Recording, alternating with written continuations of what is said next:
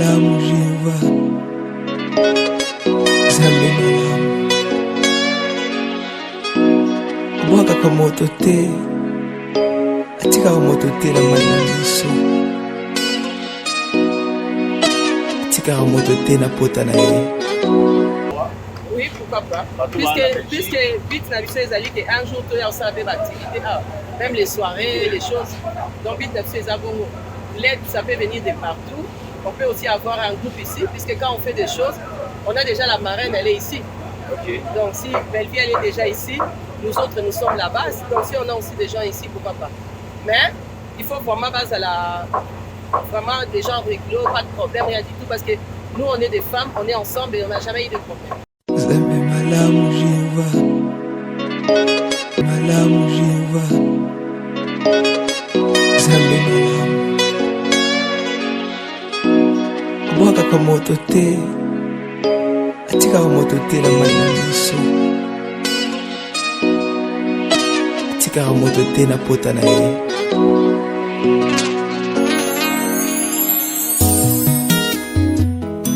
Jehova nanga Avani na ngwende na lola Jehova nanga yo Jehova nanga Abongi na loyembo nanga Jehova nanga Jehova nanga la kate animba kate Jehova nanga la kate Jehova nanga yo kakanga Na beleli Jehova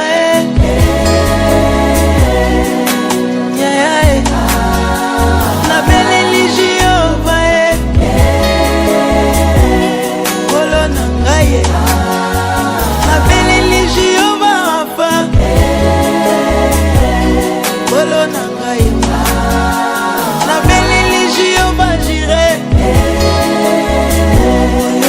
Nanga Na beleli Jehova Shalom Kimia libota nangaye Nazobelela yo Yahweh, Yahweh Epana yo nazosenga Yahweh, Yahweh Na bonzi yanga kembo Na oya bongi Na baloli yanga miso Na oya bongi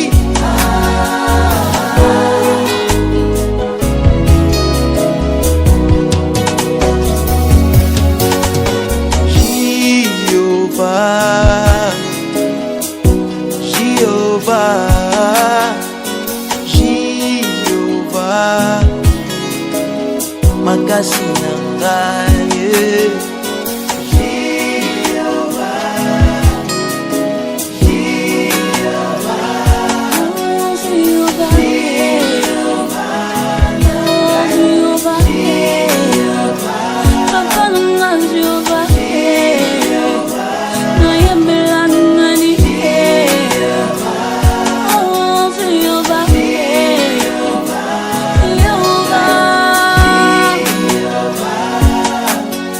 Mazoganga poazo sosola Bongonga moto na salani Bonzambe na yo ezali susu ya mindondo te Bato nyonso basi bayeba yango Nabelela nani abongi te Moto mokili akochola ngaye Moto mokili akoseka ngaye Jehova miso na nga na yo Nazo sanjola, nazo belela Nazo sanjola, nazo peso nzembo Nzembo na nga na bombela nani Soki kunde koka kobomba yo te Bongo motema na nge bomba pona nini Na bomba te na lobela yo Oza nzambo obongi na ngai Obongi na ngai motema na ngai oyo Nazoluka nazobelela yo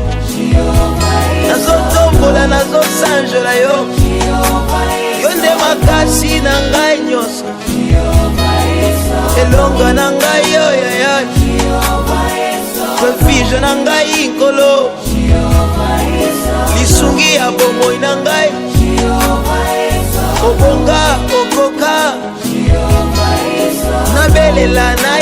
pamela sepa na yo Yesu.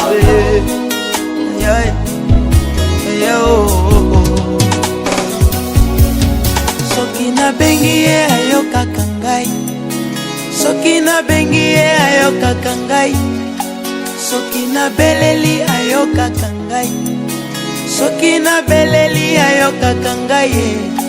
Loboko na ye mokuse te o, loboko na ye mokuse te o, miso na ye kangama te o, pona komona bomoi na nga.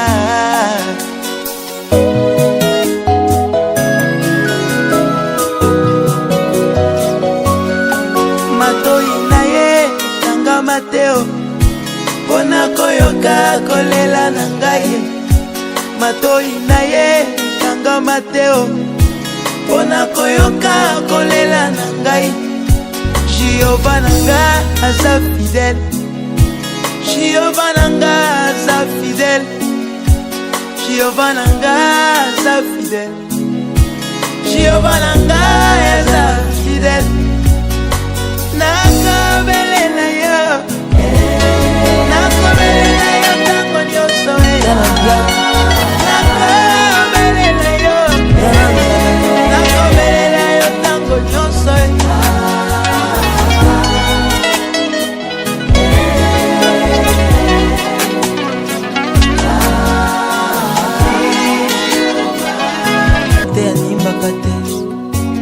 Jehova nanga lalaka te, Jehova nanga yokaka ngai. Nabeleli Jehova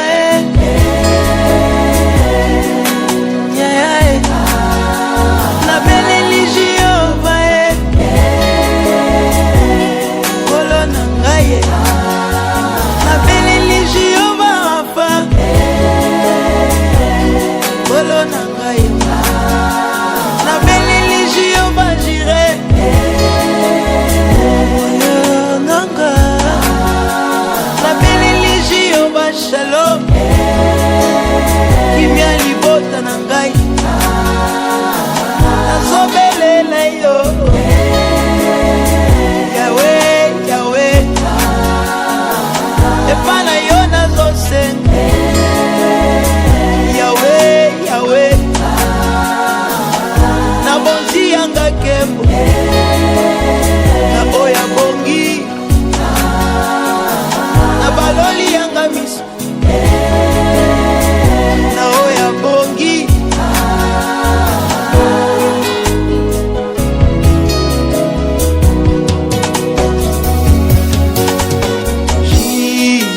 Jehovah, Jehovah, Jehovah, makasi na ngai.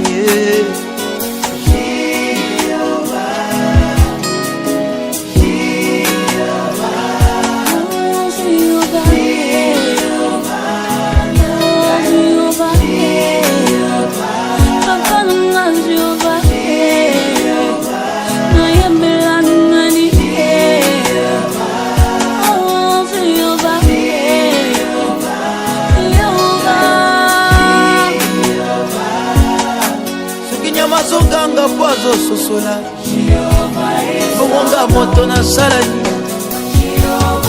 Bonzambe na yo eza lisusu ya mindondo te, bato nyonso basi bayeba yango. Nabelela nani abongi te, moto mokili akocola ngai, moto mokili akoseka ngai ekoseka. Jehova miso na ngai na yo, nazosanjola nazobelela, nazosanjola nazopesa nzembo. Nzembo na ngai nabombela nani, soki kunde ekoka kobomba yo te, bongo motema na ngai ebomba mpona nini? Nabomba te nalobela yo, oza nzambe obongi na ngai, obongi na ngai motema na ngai oyo. Nazoluka nazobelela yo, nazotombola nazosanjola yo, yo nde makasi na ngai nyonso. elonga na ngai yoyaya refuge na ngai nkolo lisungi ya bomoi na ngai obonga okoka nabelela na ye kamela sepa na yo Yesu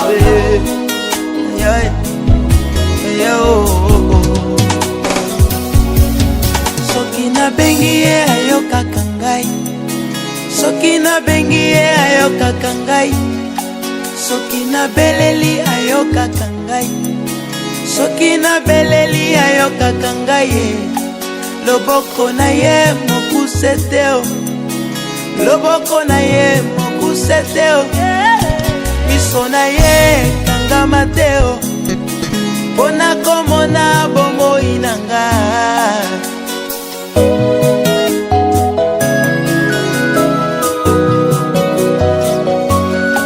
matoi na ye kangama te o mpona koyoka kolela na ngai matoi na ye kangama te o mpona koyoka kolela na ngai Jehova na nga aza fidèle Jehova na nga aza fidèle Jehova na nga aza fidèle Jehova na nga aza fidèle nakobelela yo nakobelela yo ntango nyonso nakobelela yo nakobelela yo ntango nyonso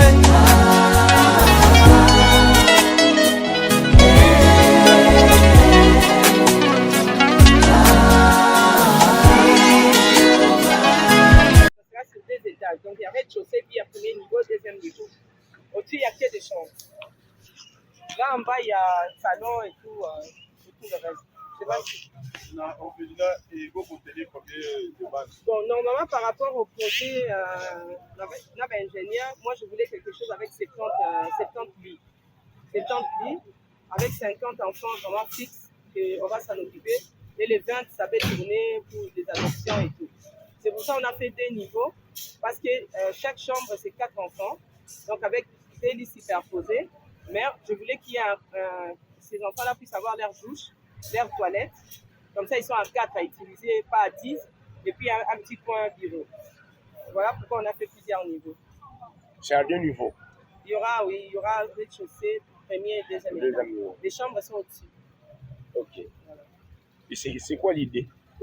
L'idée de... C'était quoi l'idée des CDD, hein.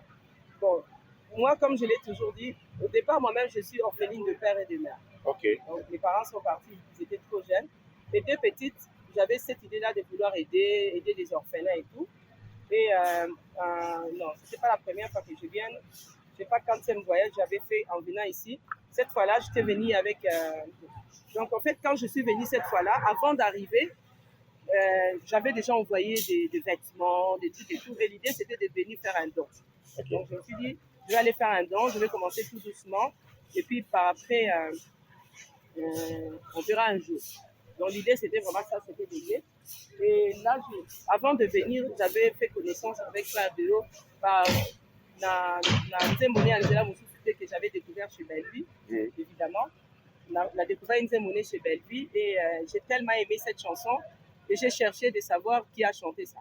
Donc, je suis allée chercher Epanabiso, je ne trouvais pas de CD, je ne trouvais rien du tout. Et finalement, un jour, quand il y a un comédien là qui était décédé, il y avait Pouloulou, je pense, hein, des comédiens qui étaient décédés, ça fait beaucoup de bruit là. C'était Pouloulou, voilà. Il y avait le décès de Pouloulou. Et en suivant Nina, et aussi la télévision avait fait l'émission chez Vincent. Et c'est là que je l'ai découvert. Alors j'ai pris ses coordonnées, je suis rentrée en contact. Et quand je suis arrivée, il est venu, mais je ne savais pas où il travaillait. Je vais taire, mais je ne savais pas où il travaillait.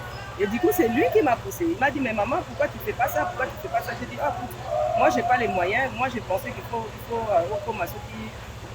combien pour pouvoir faire des trucs. Il a dit, non, même avec les peu que tu as, on peut faire ça, on peut faire ça. Et c'est comme ça qu'ils m'ont guidé. On a fait des visites et tout. Et on a continué à faire notre chaîne, à aider. Mais je me suis rendu compte qu'on aidait les gens, mais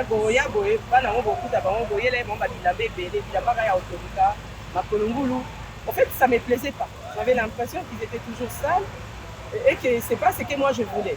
Et en même temps, les gens qui me faisaient confiance, qui me faisaient des dons, je ne voyais pas quelle image là que ça va. À chaque fois que on a et c'est là que je me suis dit non, il faudra que tout ça en fait la biso moko, la norme au biso to lingé zali. Donc c'est comme ça. Alors donc là l'espace est là qui nango. Déjà j'avais déjà les mamans parce que quand j'ai déjà fait visite dans la Ligoso, il y a beaucoup de mamans comme la maman Nicole et tout le reste, ils sont venus, ils ont intégré et puis on s'est dit voilà, ni les alliés, on va faire don et espace et tout construire au Fénien la biso moko. C'est comme ça que le projet est basé. Mais vous ne pensez pas que si vous pensez en fait, dans la condition, dans la norme, vous aurez quantité à moukier que donner le minimum qui peut faire que Bako là quand même, moi je pense que ça dépend. Déjà on a essayé de créer l'espace qui va avec, qui peut contenir tous ces enfants-là. Bon. Et en même temps on s'est dit, ça déjà est belé. Moi je trouve que ce que nous on a pris c'est déjà rien du tout. Et je me dis que c'est pour ça qu'on peut construire base dans la chambre, base dans la bien. On va voir comment on va s'en sortir par rapport à cela. Mais on pensait qu'on peut être capable. Parce qu'avec les autres moyens, puisque les projets avec polyclinique, boulangerie, et d'autres projets peut-être une fois, l'école et tout, tous ces arabes on a bien banal. Donc les arabes qui vont entrer, on peut permettre de banana bakende. Et on est quand même déjà 19 mamans, c'est pas 20. Donc, tu as fait mon piété, tu as 20 mamans. Donc, tu as déjà belé. En dehors, maman, tu as fait papa, tu as fait donc, je pense que pour nourrir 50 enfants ou 70 et les faire aller à l'école ou quoi, je pense qu'on pourra y arriver. C'est pour ça qu'on a créé l'espace avec l'aide de Dieu. Voilà. Maintenant, vous projetez l'inauguration. Bon, les trucs, c'est que comme on a commencé ce projet il n'y a pas longtemps, on a tout construit, et que l'immeuble autres construit le président Mounéné, on ne dépend pas de quelqu'un, ni de l'État belge, ni de l'État congolais pour l'instant. En tout cas, tout ça va aider. Nous travaillons avec nos propres moyens. Alors, on s'était dit, étant donné que les locaux qu'on a construit, ça demande beaucoup d'argent parce que déjà rien que ce qu'on a fait ici, ça coûte vraiment beaucoup d'argent, puisque les fiscales fondations, on ne le voit pas. Mais pour contenir l'immeuble, donc ça veut dire que déjà dans ces choses à la kilo, ça prend beaucoup d'argent. Alors nous, l'idée est là que tant qu'on est aussi là, on va essayer un peu d'embellir en bas, étant donné qu'il y a des chambres, et essayer déjà tout doucement, avant de terminer, d'introduire les enfants. Quelques enfants déjà, parce qu'il y a au moins 3 chambres en bas, il y a des toilettes, il y a des trucs et tout. Ma chambre, elle est conçue pour la bateau, et pendant que tout ça, les gens attendent la banane à 10, et tout doucement, on continue jusqu'à ce qu'on commence à place de coma. Parce que, à sa réponse, donc 2025. Si Dieu le permet, fin 2025, on va inaugurer déjà une partie, introduire les enfants et puis aller tout doucement. En tout cas, ce projet est très à vous. Décembre, et l'ARA 2025. Et l'ARA 2025. Donc on va les prendre un peu. Mais comment vous comptez avoir les enfants? On a Bana, on avait déjà.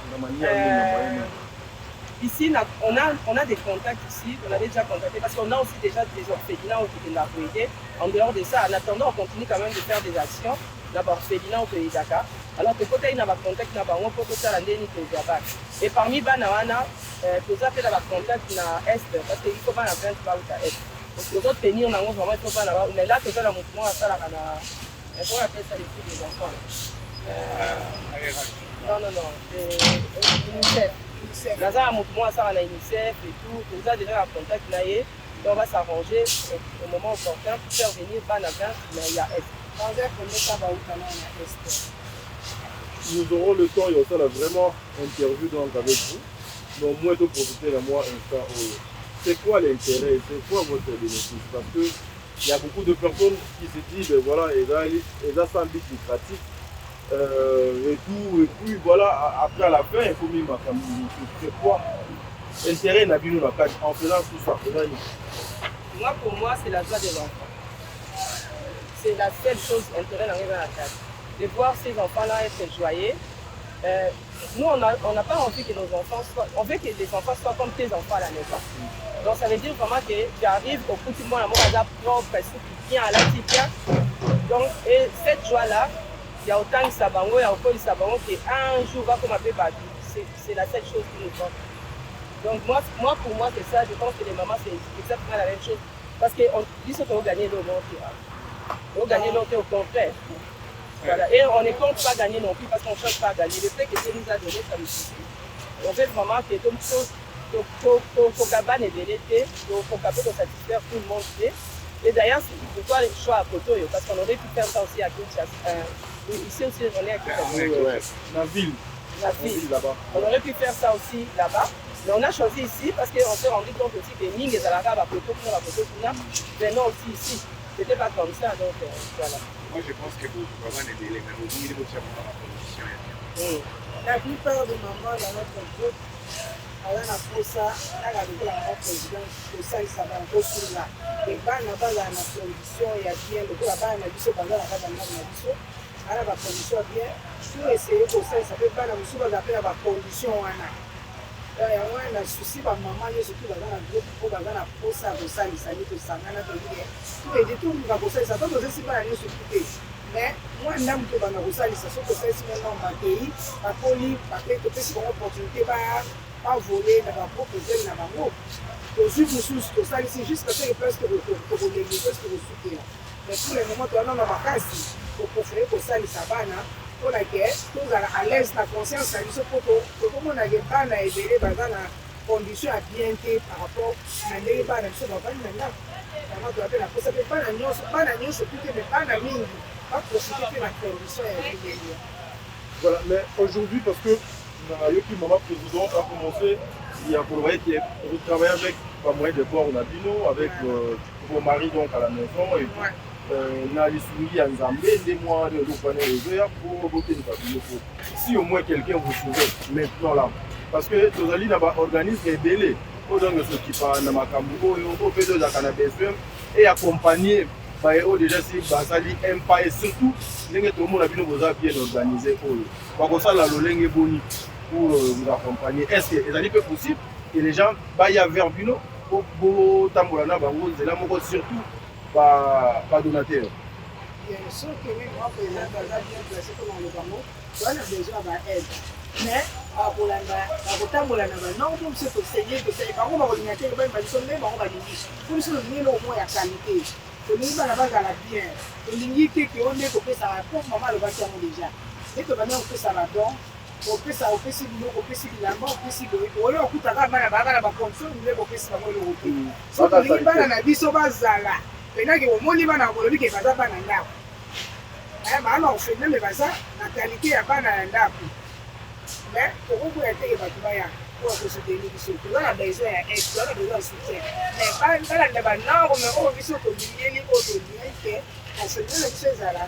Vous gagnez déjà il y a combien de temps? Il n'y a pas longtemps. L'âge d'elle a commencé juste après le Covid. Donc 2019. Et là on a commencé à faire les dons. Ici je crois que après le Covid 2020. Donc ici je pense que qu'il est là-bas on a vu là-bas 3 ans depuis que l'idée a reconstruit les Bandaki, c'était 2 ans. Par rapport à ce que vous m'avez posé comme question, on ne peut pas refuser l'aide. Parce que si on avait les possibilités, les choses n'allaient pas traîner. On allait finir et faire le projet. Puisque les soucis, c'est de pouvoir aider les enfants. Et donc, on a posé ça dans la pourquoi on s'est dit qu'avec les faits qu'on a fait et que ça fait accueillir les enfants tout en allant monter, c'est pas parce qu'on a envie de nous faire parce qu'on ne sent pas que le plan de l'année ne nous pas. Mais c'est juste que, d'abord, premièrement, pourquoi moi je n'ai pas demandé des délais au niveau de la Belgique? Parce qu'il y a eu beaucoup d'abus. Il y a eu des espoirs, il y a eu beaucoup de choses. Et nous, c'est qu'on essaye de montrer aux gens que nous, la sincérité na biso, na makamudo sala. Donc on a voulu d'abord que les gens voient vraiment que le kamudo, le gabon, à l'hôpital. Ils ont l'hôpital, mais nous, tout ça là-bas, ils ont vraiment on n'a pas, on peut venir poser des questions partout, ils vont s'en rendre compte. Mais on a quand même des gens qui nous soutiennent déjà. On reçoit des dons. Moi, on a déjà eu des dons. Déjà, on fait les soirées une fois par an, là-bas en Belgique. Les gens nous accompagnent, ils nous demandent même d'en faire plus. C'est juste que ça demande beaucoup de boulot. Pour l'instant, on se limite là une fois. On a des gens qui viennent, qui payent leur place justement pour participer. Dans notre travail, il n'y a pas que nous aussi, on est accompagnés. On a quelques donateurs, 2 ou 3, 4, 5, 10. Tous les mois, on a et compte à la compte à acheter. Mais c'est juste que on aimerait bien en avoir plus, avoir aide qui nous permettre de les fils que là, ça va ici, là, vraiment, peu importe comme il faut continuer là. Mais on voulait quand même être dans le sérieux. Mais si aujourd'hui quelqu'un se présente, il dit que je vais vous aider, et tout le monde est à l'autre, là-bas, non, mais la vie, on a mis la vie, c'est pas pareil. Je ne vais pas réécouter. Maman Charlie, maman présidente, bon. Vous avez interviewé déjà dans le Stobalia. Il y a mon qui est là juste. Maman présidente, c'est ça, c'est là où le bas blesse. Fondation, ONG, ezali na existence juridique ou bien jusque là quand vous allez na existence de fait. On est reconnu en Belgique, on a tous les papiers en juridique. Donc on a de foutre la mot impôt, de déclarer à Rango. Donc quand il y a Asbel, ils ont reconnu à l'année la Rango, donc c'est qui m'a pas la Enfin on a tout fait. Vraiment pas de problème. Asbel. Donc ils sont en union sur les endroits, même à tout. Même le Congo, c'est comme ça on a tombé à Asbel. C'est comme ça on a tombé à Asbel. Donc nous donc tout est en ordre. Ils sont totalement l'armement. On ne veut pas de problème. Très bien.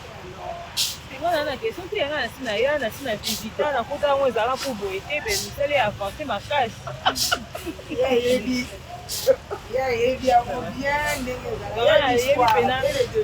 Nene bayiba basima bayiba mabanga basala bango baku soki besi bino eloko bazosima bano bana kosala tokangi c'était pour la population, c'était la demande. Kosala yango forage mon commentaire ça c'est beau. Encore une fois, ça coûtait 2700 pour moi. Les Alarats n'a pas de problème. Ni les Alarats. Ni les Assises là-bas.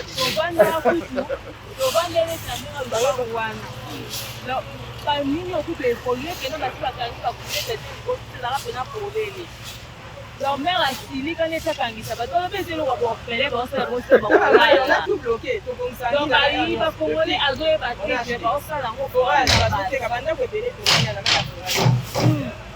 donc c'était vraiment triste les jours toyaki omona ke congolais aza na conscience te ya koyeba ke eloko baosala eza po aider population et aider banécessité et aider bato baza dans les besoins ozomona awa lelo tobandi boye eza likambo okende ya likambo ya place ezosala malema alekango ezekoma osubvention ya motu te subvention motu te or eza juske ya bato ya subvention baomona juske ya bato ya subvention baomona te mibandeko baorphelina boyoka message mo important babi na bino nini epa bato baoketikaka biloko baozonga bakuta bana kaka asali kokoma mpe crédible engo bazeki soki okuti bana soin baoloba te baopesa te toopesa kaka et puis bilamba ngo mpe bakotika na baorphelina tokuta na banzoto ya bana ngo te bato baosoka bambeto me baokuta bana baolalaka na bambeto mabe totika basaka loso me baokuta bana baolia maka okauka tosalaka defo so toke na baorphelina tosali molongo parceke bamosusu bayaki après po tozela bao bayaki batika po biso mpe topesa to mpe toolonga bamisusu su baoya me bana na bazalaka na position ya bien te ata boli bao mafuta poso ezalaka malamu te bosama mpe makasi bopesa bana wana fi je pense que grâce à Asbel na biso ISG pour comprendre que c'est du sérieux il faut ozwa mwana wana lokola mwana na yo faut kosala mpenza kosala surtout na basoins médicaux mpe nasepelaki mpona idée ya hôpital mpona basoins médicaux eza très important parce que bana baobelela bamaladi mosusu baokoka kosoigne bango te et tout ça donc nzambe aplamaka peneke moyen ezala ndeko olotinda mbongo afingelo mosu otindi mbongo olotinda mbongo ya kobimisa matiere otindi mbongo wapoamen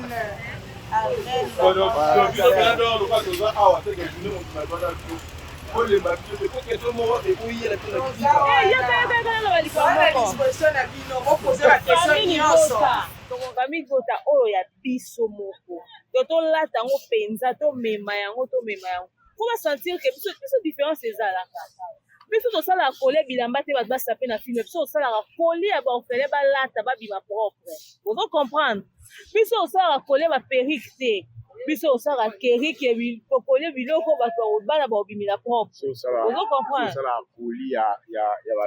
maquillage te biso osalaka koli ya make-up te biso osalaka koli ya bakaye bana bazonga classe koli ya basaki ya babasket ofa comprendre biso topasaka na avenir yango mona même film ntango ekomama eza mpo édike mu parce que objectif ezalaka futur na cerveau biso objectif ya apparence physique te parce que à quoi ça sert ya ozala na apparence physique ya bien so na kati motu eza vide opération lié ça orphelin sunga azali et avancé et évolué bandeko tu ya famille libota bosa balife na tiktok na otina bino bavisio ya mama Charlie po banda kotia yango mpe po esa ya biso bien fois de yaka fois de bamona o mikolo oyo tozofula makasi fois de yo me nzembo ebima kala toza mpe na fois de mpona biso ayembi biso nzela mosusu te na kolanda tosango remix osa fit na ngai wana yo nanyelakisa na nzela ya solo kobele yo biso moto mpe toona style amapiano la vie la vérité le chemin en fait j'avais dit natiaki nzembo yango mo esala promotion na yango mo parce que j'étais sûr na message ezalaki na kati ouais parce que au fait moto ya liboso efala soutenir na nzembo wana abisenga ngalinga banzembo elala te ngafa nzembo ya shosho naesaki naosala o nzambo abisenga na sala alors ntango namona yango j'ai béni Dieu namona naoleka na nzela na muntu ngo osambela na nzela atia yango ça me fait du bien namona ke ya biso osala clip no bakafiete biso osaka nde nzambo amemela biso clip nango no ebima te clip nango en fait nzembo eza ya 2014 en fait na enregistré on a 2010 na enregistré en 2010 et 2014 donc clip nango eza déjà kala donc fonde na remixer clip wana nasala yango na ndenge ya na qualité ya lelo na qualité ya lelo et puis bon esenga ba moyen mambo exclusivité ya nzembo wana loso baluki kaka de moanda officiel bakuta ngai omona nga soit ba contacter nga na WhatsApp nanga 082 51 51 043 plus 243 82 51 51 043 famille bota clip afa de le mama clip pas de clip ifo ebima esenga ba soutien ba figurant baza na bango ba biso tozali et tout ça vraiment clip oza kitoko oyebi ke biso côté ya réalisation bato malonga baza na tozobimisa nzembo ya sika fanda na kimia ça fait tellement longtemps bon particularité ya nzembo wana eza na ndeko moko moto azwaki yango en fait fo nasola na ye parce que nga na baevre na nga na protégeaka te alors mais lokola ye moto asungaki alinga tiango na plateforme na ye il faut nasolola na ye comme ça soki alingi na ye te comme ça osali biso ya biso mosusu mais to wana fa de en fait souci na ngai ezalaka nasala nabimisa banzembo ezala sans redéclarer ezala nango gratuit mais le problème ezaki le moyen parce que kosala mosala na ya qualité c'est pas facile alors retrouver bateau mpe baosoutenir bino ce n'est pas aussi facile tala biso nauto bango tout à l'heure biso toasistaka na makambo econtribuera na vie ya motu cedi biso tobeta liswa nzembo ezopambola peuple de Dieu ezopambola mapoto moto akosambela nango biso tobeta tozosala nzembo te pour ke tokumisa mokili mais po tokumisa nzambe po tokumisa humain te po tokumisa nzambe po nyonso ya spécial yango wana po tofinance au clip openza eressemble na banorme ololeli déjà frère de na sur va pesi numéro bato bordenga pe biso bon je numéro frère de c'est normal coach On attire vers soi les personnes qui sont en conformité et les choses qui sont en conformité avec ton intérieur. Amen. Soki kati na yo eza bonzambe. Soki kati na yo ezali ba principe ba norme. Ko tsika makambo na Très bien, en tout cas, famille Bota, biso nyonso. To basima biso mingi. Merci pour la promotion. Merci. Ça dehors ça la clip. Ya nzembo wana tobetaka yango biso nyonso na ba TikTok na biso. So muta yoki yango Mbamo akanisi famille bota mbamo akanisi hymne national. On a hymne national. Merci beaucoup.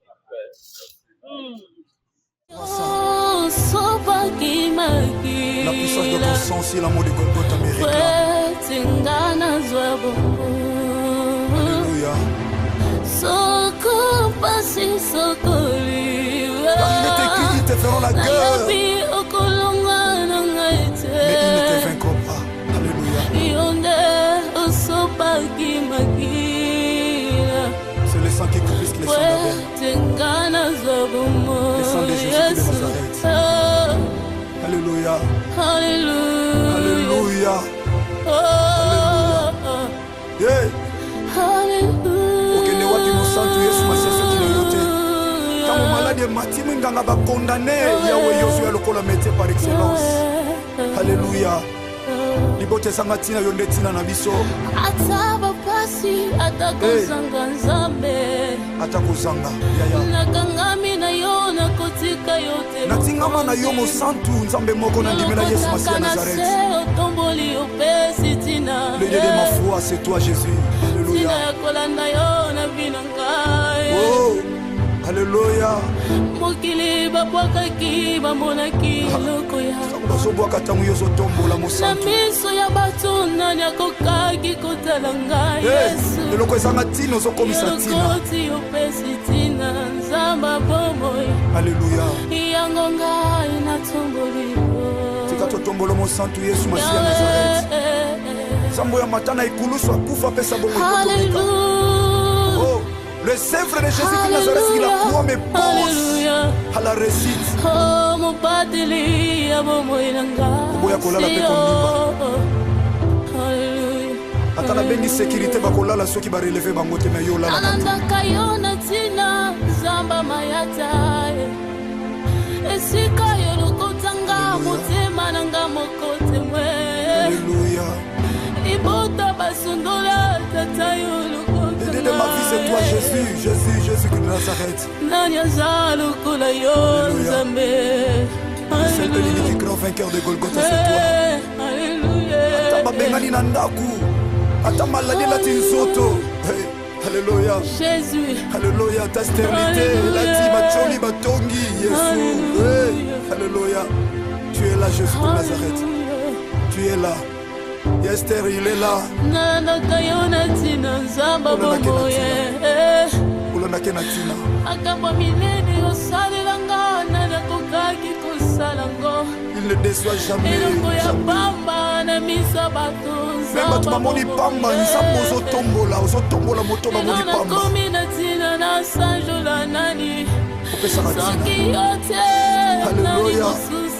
Alléluia. Soki yote. Nani mosusu.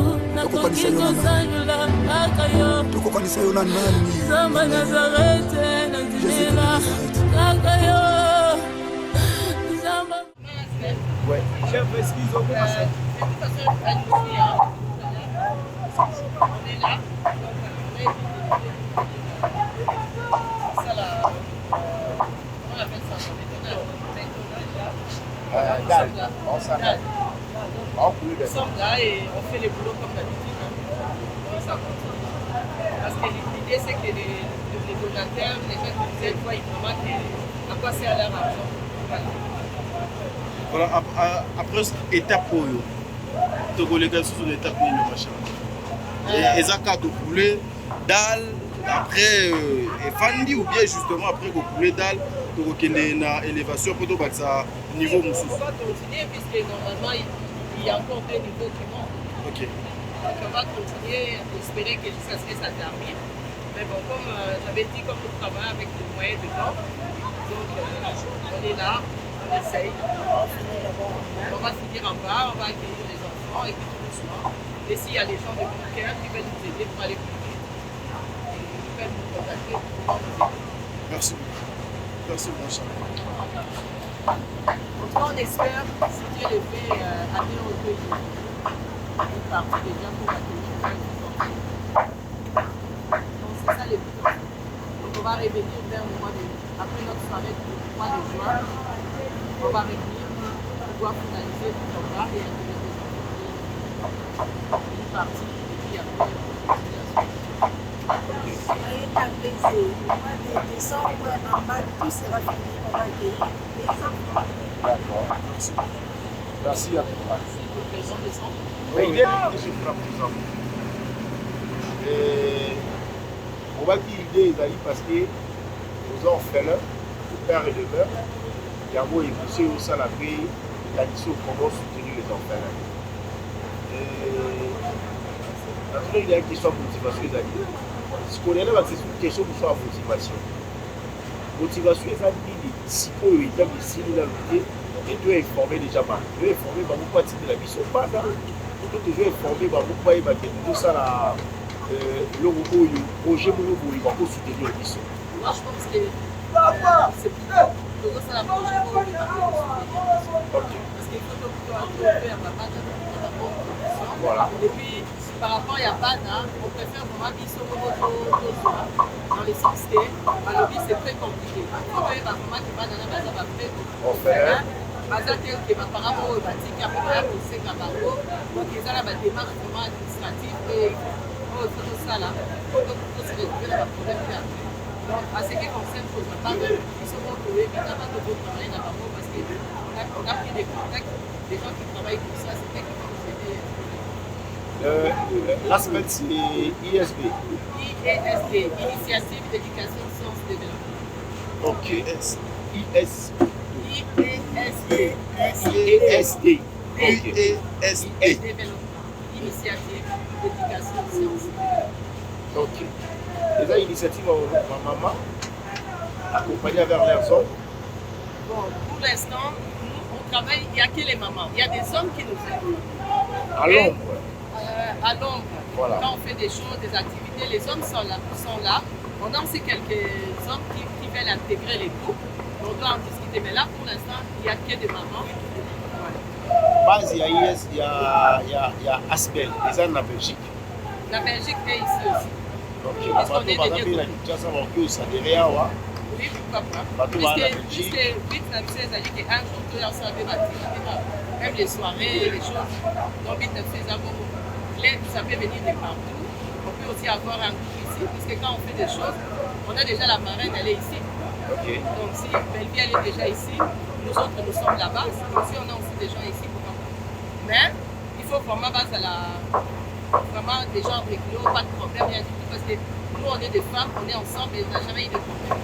Et on continue. Maintenant, c'est pour ça, là, tout le monde est au courant de tout ce qu'on fait. On prend les décisions ensemble, on fait tout ensemble. Donc, dans la elles sont au courant de tout ce qu'on fait. Donc, il ne faut pas des gens qui viennent nous créer des problèmes. Là, vous confirmez que la marraine de cette initiative, c'est Madame Belleville Kane. Voilà. Donc, c'est la marraine de cette initiative. C'est notre marraine. Bon, en tout cas, merci beaucoup. Merci. Merci parce qu'ils ont aidé à Madame. Merci. Ils ont vraiment aidé à Madame. Continue. Zambe malamu Jehova, Zambe malamu. Bwaka moto te, atika moto te na maliso. Atika moto te na pota na ye.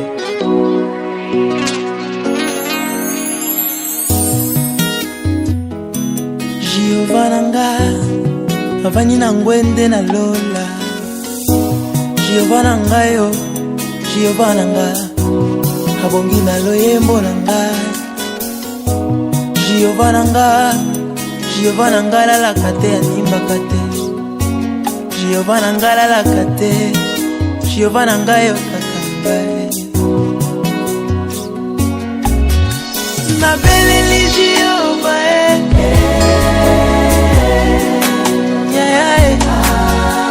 nabeleli Jehova kolo na ngai nabeleli Jehova afa kolo na ngai nabeleli Jehova jire nanga nabeleli Jehova shalom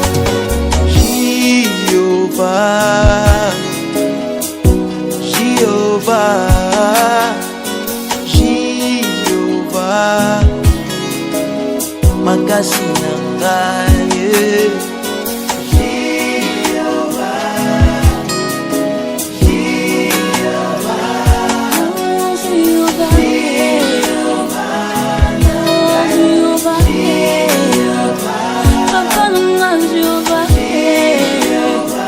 nayembela nani, oh Jehovah,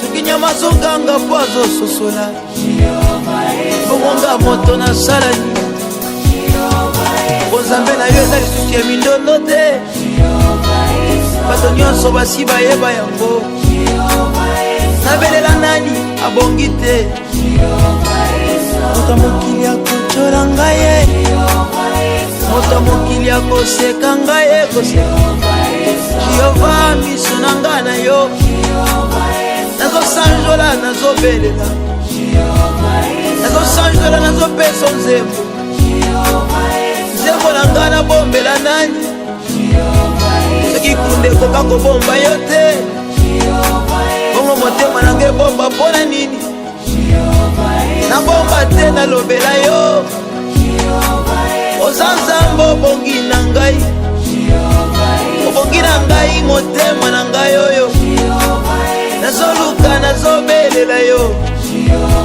nazotombola nazosanjola yo yo nde makasi na ngai nyonso elonga na ngai yoyaya refuge na ngai nkolo lisungi ya bomoi na ngai obonga okoka nabelela naye kamela sepa na yo yesu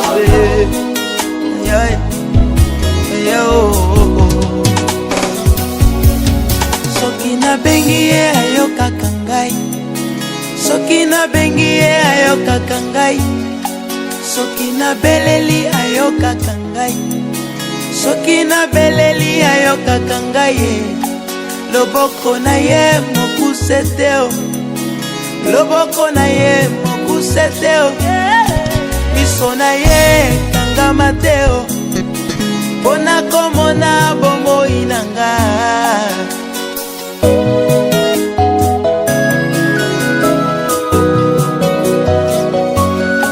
matoi na ye kangama te o mpona koyoka kolela na ngai matoi na ye kangama te o mpona koyoka kolela na ngai Jehova na nga aza fidèle Jehova na nga aza fidèle Jehova na nga aza fidèle Jehova na nga aza fidèle nakobelela yo nakobelela yo ntango nyonso nakobelela yo nakobelela yo ntango nyonso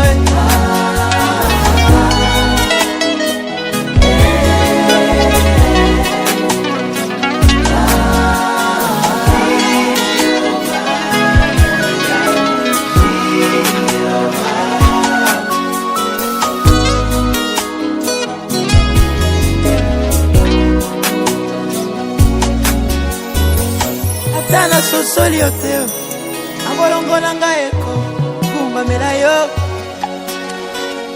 ata na moi nanu izake te na miso na ngai nayebi ekoko bakotanga te ozali ya ngai ye Jehova ozali ya ngai loyembo kosopana na monoko na ngai sekombo ya Jehova na butu na ngai liba ye kobundisa ngai sekombo ya Jehova moninga malamu ya ntango ya bastress moninga malamu ya ntango ya bitumba na ngai moninga malamu na ntango ya bakestion soki yo te nakozala wapi ye Jehova na ngai nayembela kaka yo Jehova na ngai nakumisa kaka yo Jehova na ngai nanetola kaka yo Jehova na ngai natombola kaka yo